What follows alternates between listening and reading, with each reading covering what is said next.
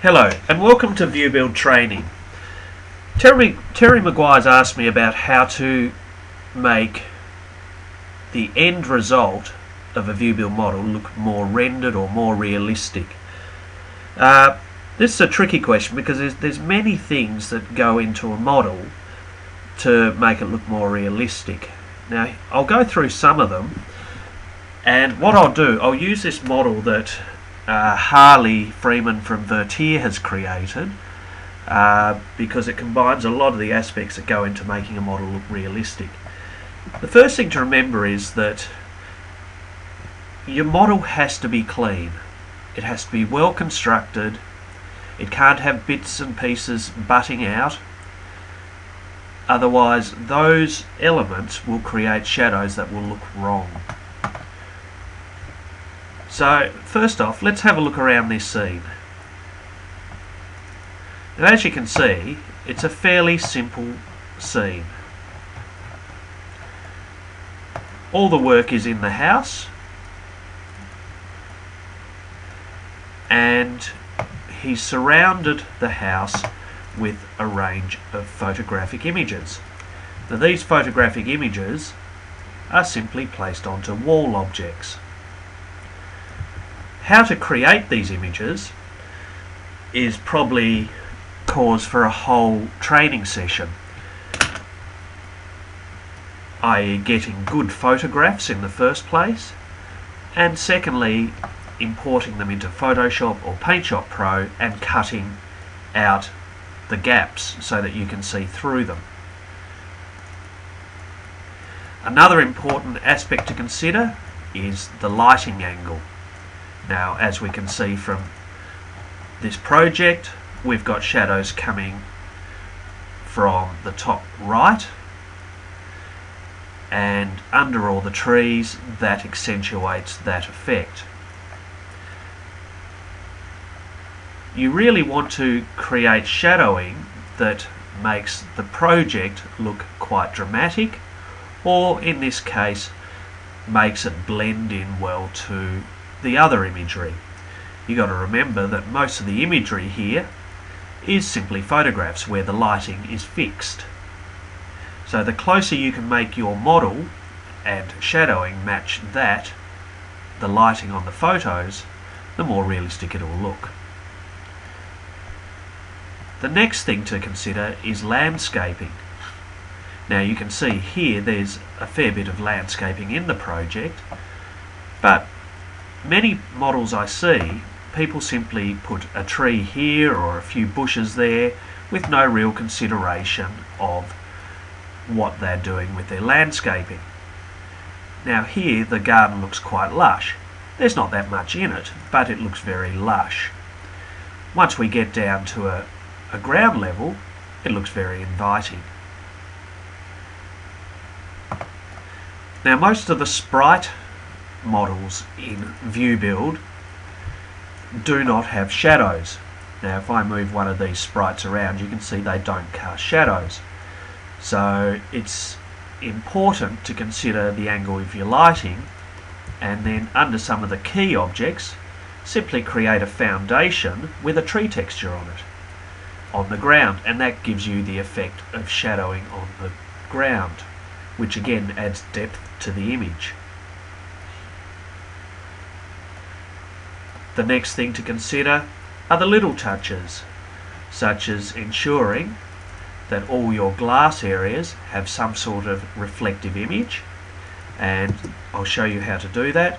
Simply choose a texture to put on your glass, and I'll go to architectural and simply apply the sky texture, like so. Go to options, go to material, set the type to environment chrome, hit apply, go to the color tool, click and hold the right button and make it semi-transparent. Now you'll get an image that appears like the glass is reflective. Go to texturing, material mode, select all, click the right button on the material you want to copy and simply copy it to every glass panel.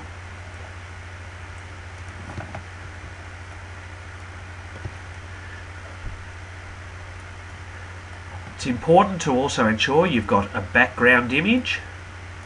Now you can see here we have simply applied a sky image with a sun in it to a dome.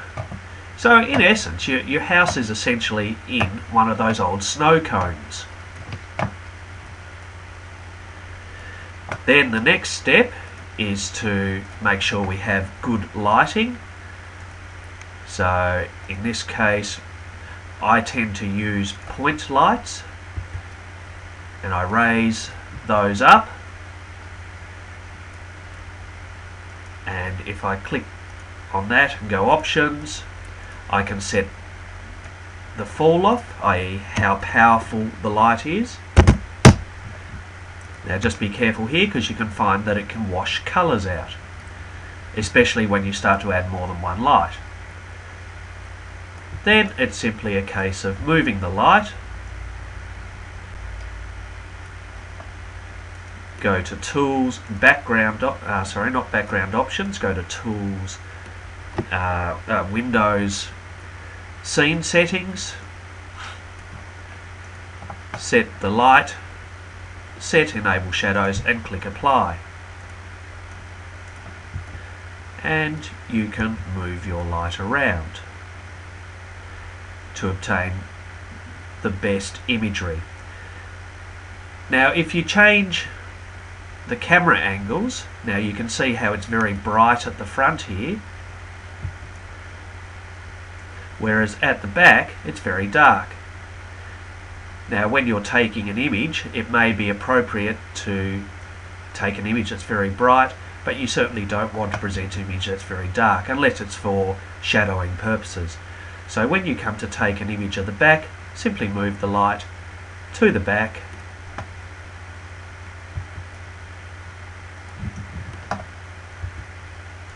to make the backyard more appealing.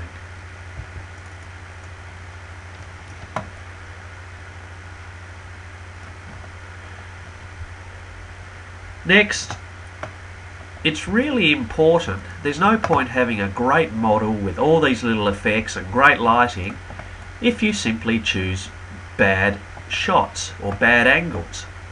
Oh, that angle's not that wonderful.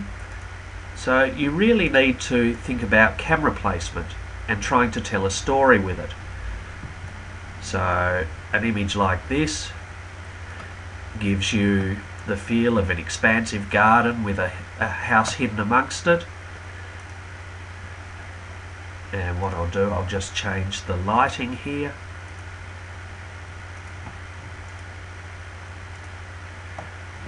Here is fairly boring, but it does show the house in its entirety.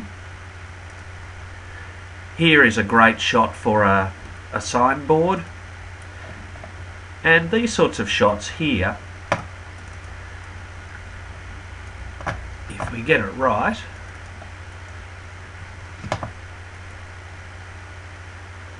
can really invoke a sense of architectural artistry. So you get these lovely horizontal lines created by the beams there.